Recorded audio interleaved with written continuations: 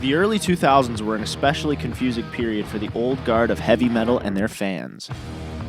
While metal music flourished in the early years of the 21st century, this new form of metal seemed foreign and strange to many who grew up with metal in the previous 2 decades.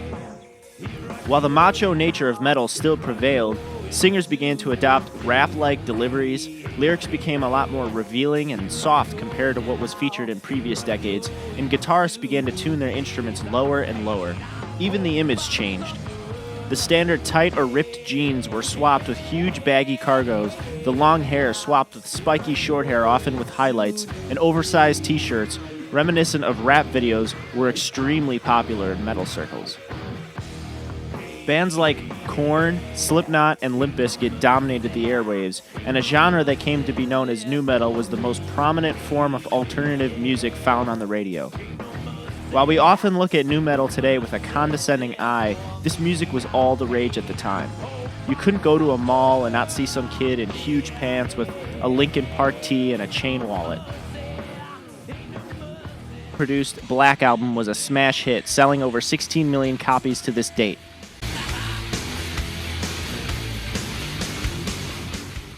After 5 years, Metallica would release their next effort, Load. This album struck many fans as an odd change of heart by the band, most notably through their image. Metallica were now in their 30s and sported short haircuts, trendy clothing, and even eyeliner. The music was an even more drastic departure from their thrash roots, and bluesy and alternative-inspired songs filled the record.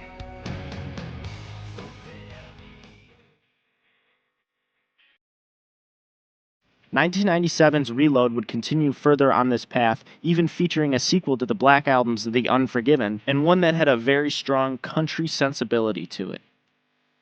While many fans enjoyed and adapted to this notable change, it sold pretty well too, others felt that this was a betrayal to the Metallica they knew and loved.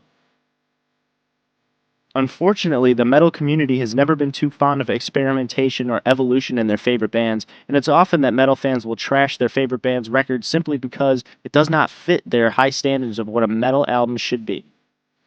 Despite what could be described as fan backlash and a mixed response to Load and Reload, the band were able to fully cement themselves in the annals of time as one of, if not the, most popular rock and/or metal bands in history.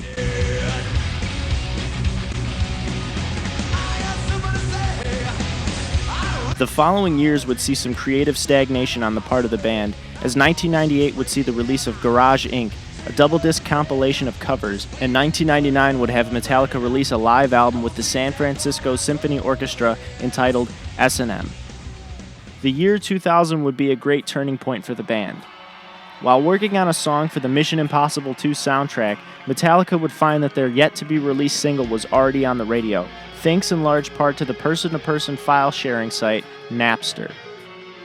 Metallica would lead the charge in a high-profile and groundbreaking case against Napster, marking one of the first times in which a major multi-million-dollar entity went toe-to-toe in litigation against an internet service. Just like a carpenter who crafts a table gets to decide whether he wants to keep it, sell it, or give it away, shouldn't we have the same options? We should decide what happens to our music, not a company with no rights in our recordings, which has never invested a penny in our music or had anything to do with its creation. The choice has been taken away from us. While there were already dents in Metallica's reputation, the Napster case dealt an irreparable blow to Metallica's credibility, as many entitled music fans took offense to such a large and wealthy alliance of popular acts trying to get rightly paid for their own creation. And yeah, that's right, I said it. They're fucking entitled. The sickening myopia of the situation resides chiefly in the fact that music fans at the time did not see the harm in getting free music from their favorite platinum-selling artists. What these crybabies failed to see is that it would damage the music industry in ways never before seen. As the 2000s continued, bands that weren't top sellers would find it harder to sell in an industry afraid to take risks on them. Nevertheless, the Napster fiasco left Metallica out of favor with the general public. Oh, I see we're doing some, downloading with that Napster machine here. Oh, what have we fucking here? Sanitarium.mp3. Napster, I'm gonna fucking slap you silly dickweed. Dickweed, bash! Got something to say? You got something to say? Gonna cry? You gonna cry like a little sissy Mary? Not so tough, not so tough. Simultaneously, Metallica as a band was beginning to tear at the seams. In an interview conducted by Playboy in late 2000, the band aired their grievances for all to see. Frontman James Hetfield lambasted drummer Lars Ulrich's musical proficiency, stating that, to this day, he is not a drummer of the year. Lead guitarist Kirk Hammett described himself as sort of a buffer between the strong personalities of Ulrich and Hetfield. Bassist Jason Newsted talked openly about the constant bullying he experienced in his early years in the band. Shit. Even Kirk and Lars accused James of homophobia in this interview. Now, if you want to see a rock band throw caution to the wind and openly air out every bit of dirty laundry and gossip there is, give this interview a read-through. You will not be disappointed. Ultimately, the interview started to veer in a direction uncomfortable for both Jason and Hetfield. During a period of family hiatus for the band, Jason explored new avenues for musical creativity. While being the only unmarried, childless member of the band, Jason joined a project known as Echo Brain during his off time. While Jason was keen on taking Echo Brain to the next level by releasing their debut album, James would feel that this would distract Newsted from the core of Metallica. As the Playboy interview delved deeper, Newsted would tell the interviewer to change the subject. 2 months later, Jason would announce his departure from the band. For whatever fucking reason, Metallica felt that even without a full-time bass player and with egos and tensions at their boiling point, it would be a great time to record a new album. Phil Toll would come aboard as the band's motivational coach, something that mostly everyone, me included, felt was really fucking lame. Producer Bob Rock would fill in on bass duties for the album. The first sessions would be recorded in the Presidio, a studio created solely by Metallica in Fort Point, San Francisco. These sessions would be permanently halted after Hetfield took an 8-month leave to seek treatment for alcohol and sex addiction. Many songs written during these sessions were left on the cutting room floor, still unreleased, but bits and pieces would make their way onto the album as well as future releases. In April 2002, these sessions would resume in a new space, aptly titled HQ. These songs are especially notable in the Metallica discography as the guitars are tuned lower than any previous albums, in drop C to be exact, something that was very prevalent in metal at the time. Lars' drum sound featured a snare drum that had the bottom head snare disengaged. And that's the whole point of a snare though, right? But for whatever reason, Lars enjoyed this nasty, trash can-like pinging sound, and while most hate the album specifically for the snare sound, it certainly has its own uniqueness. In addition, this album would be a completely collaborative effort by the band, and for the first time ever, the band entered the studio with 0 song ideas. Even the lyrical output would be a band effort this time around. The album that would come forth from such a lengthy span would be nearly universally hated by Metallica fans and receive mixed reviews by critics. Its name, Saint Anger.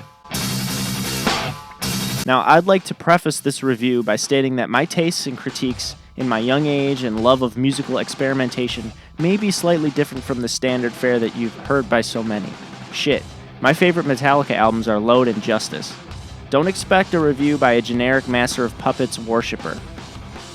Oh, also, I'll try not to go too in-depth here on how the songs were made and whatnot, as the documentary Some Kind of Monster is pretty much dead on in showing how it was done.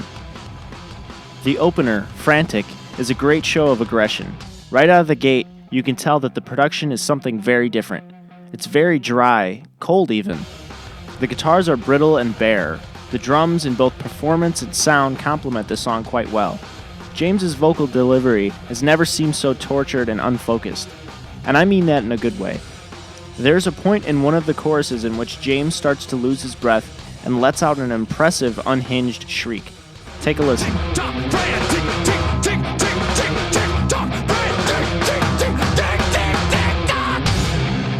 If that isn't cool to you in the slightest, you may have to take into consideration the way that Metallica had sounded in previous years. From Ride the Lightning to S&M, Metallica was all about perfection and crisp performances. This effort immediately strikes me as one that does away with all of this in favor of a more raw sound. The lyrics on this song in particular get a lot of flack, much that I feel is unwarranted. Kirk Hammett wrote the now infamous line, "My lifestyle determines my death style." But honestly, I think that's such a fucking cool lyric, especially in the context of the song and its vocal delivery. Overall, Frantic is a pretty cool effort and a fitting opening track, though it feels rather bloated. Maybe if it were about 2 minutes shorter, the song would have packed a better punch. Determines my death style, a rising tide that pushes to the other side.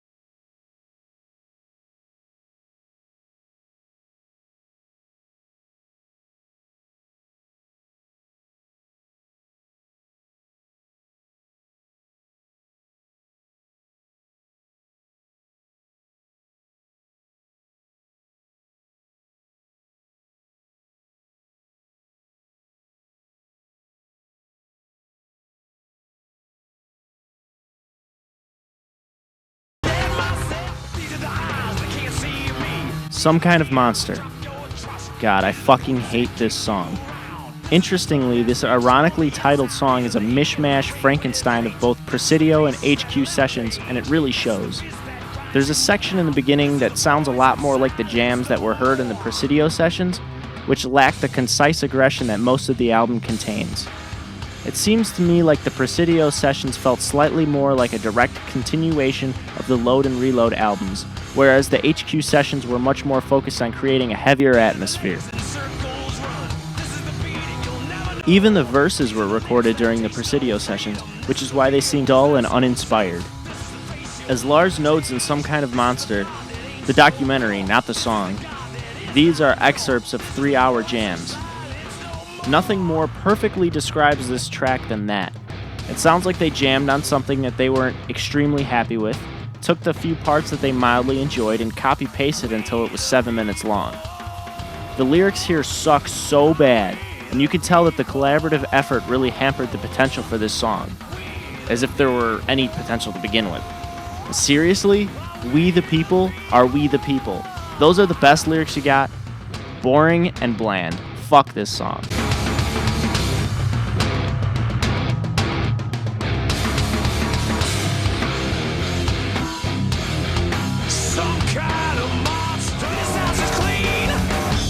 Dirty Window opens with an unnecessary intro on the snare and guitar. Not too bad though, considering it doesn't take very long for the verses to kick in. The verses are pretty fun to listen to, and the choruses provide some relaxation from all of the chaos on the album.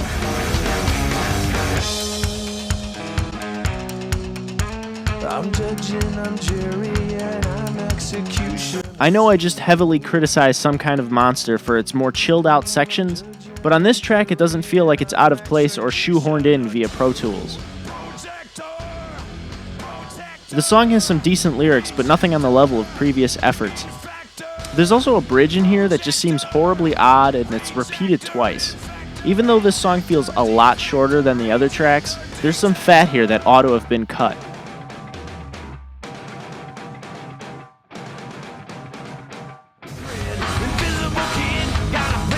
Invisible Kid has to be one of the worst tracks on the entire album, even the entire Metallica discography. The lyrics in the verse are just trash, and the riffs are boring as all hell. I do enjoy the drum performance, even if it isn't too inventive, and I would say that the song is worth a listen only for the pre-chorus and chorus, as the melodies are fantastic, a little poppy, and a welcome surprise from Metallica. But even then, the song is 8.5 minutes long, and there's only like 2 minutes of listenable material on this track.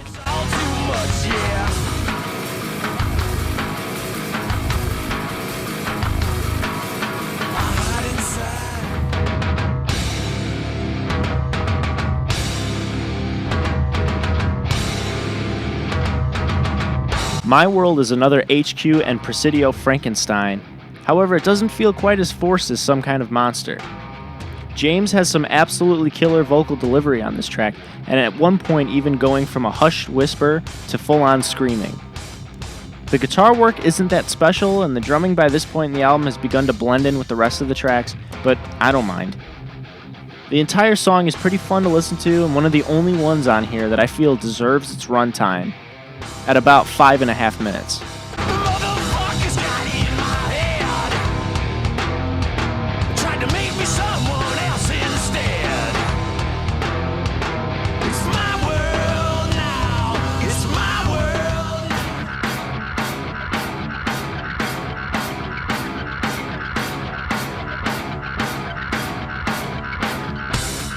Shoot Me Again is probably my favorite song on this album.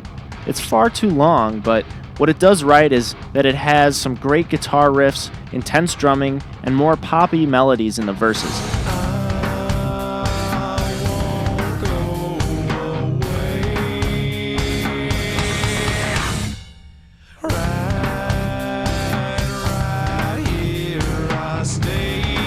This song goes from slightly mellow to full-bore aggression on a moment's notice, and I love it.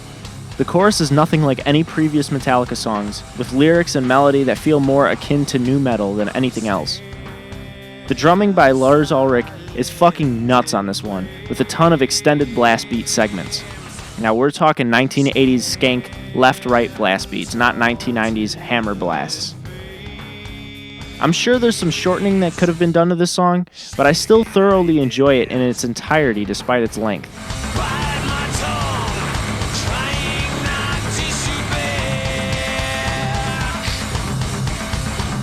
No compromise, my heart won't pump the other way.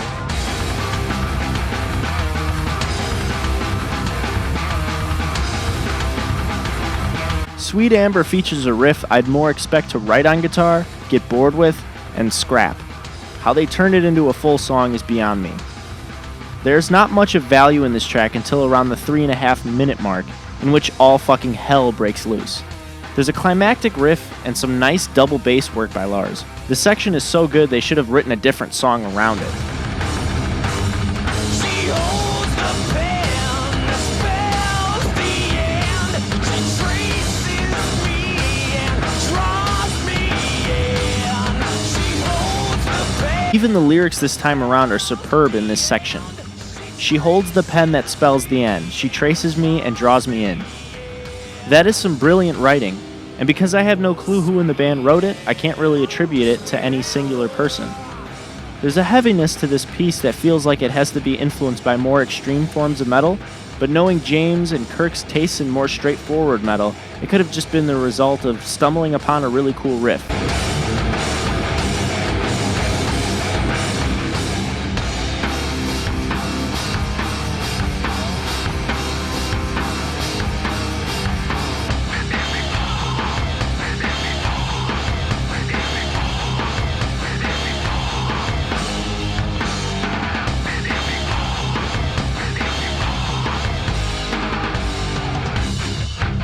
The unnamed feeling shamelessly crosses boundaries into full-on mainstream nu metal territory. The lyrics are whiny and self-centered in a way that doesn't come off as cool or edgy in the way that Linkin Park or Godsmack accomplished.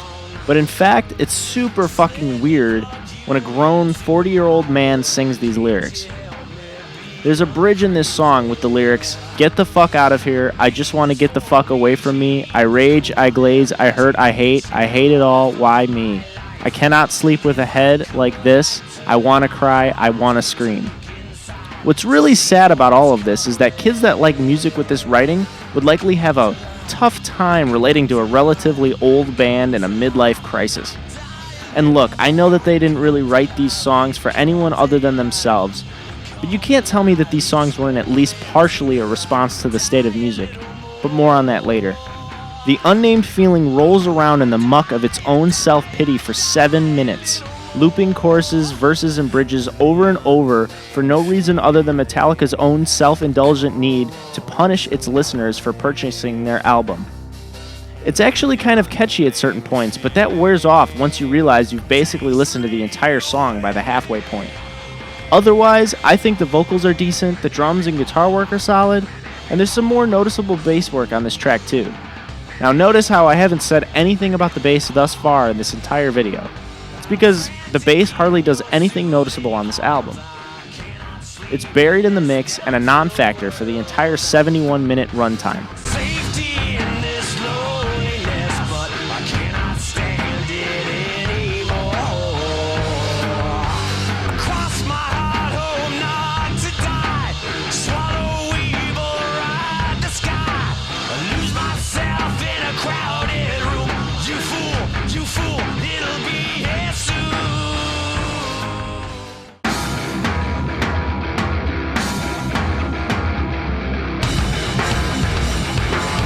Purify was a favorite of mine back in my hardcore Metallica years. That's right, there was indeed a point in which I loved Saint Anger and could listen to it in its entirety over and over again. This song in particular brings me back to winter break in grammar school, playing Dead Rising, Just Cause 2, and Saints Row 2, unashamed of the travesty I was listening to.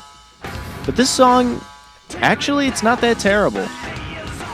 The chorus is weak in terms of lyrical composition, but it's still catchy.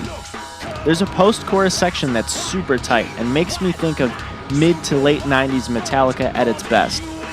At this point in the album, my senses started to entirely wear down, and it's becoming increasingly difficult to critique these songs individually.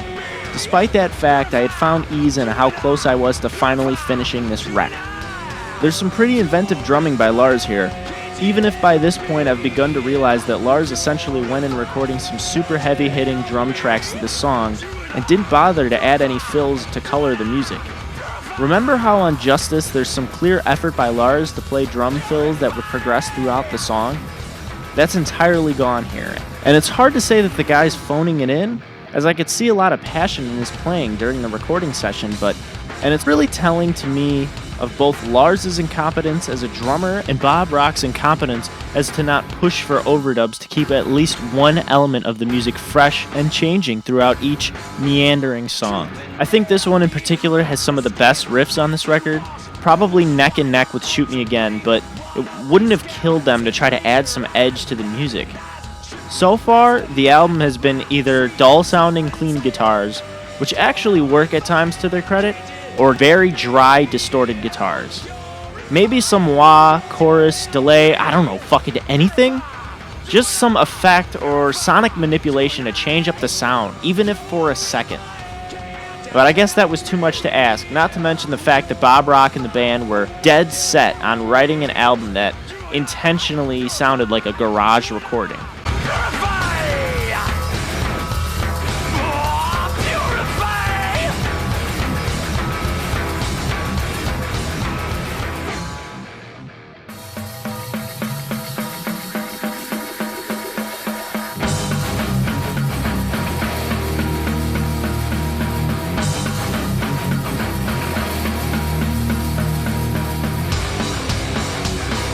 The final track, All Within My Hands, is another nostalgic trip for me.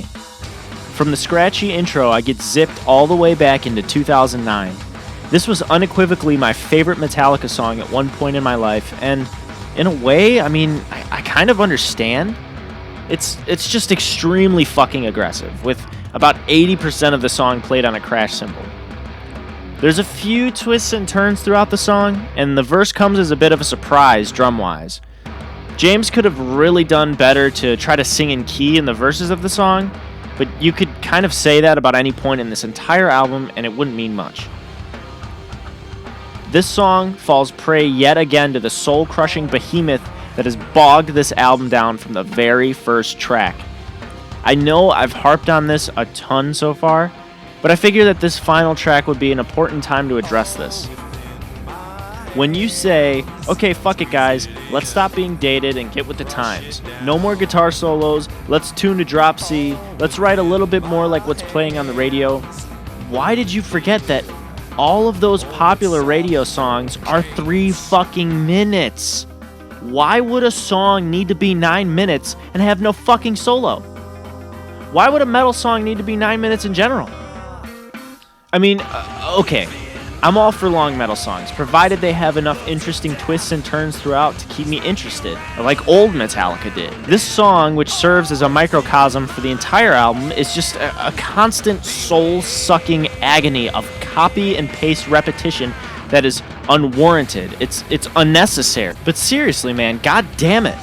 This song would have benefited so much from being shorter.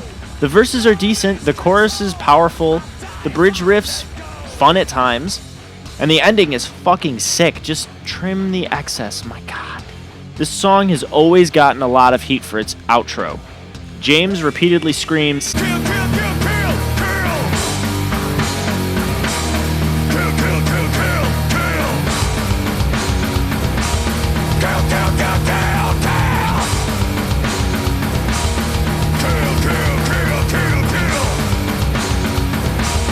Kill, kill, kill, kill, kill. It actually gave me chills when I listened to it again for this review.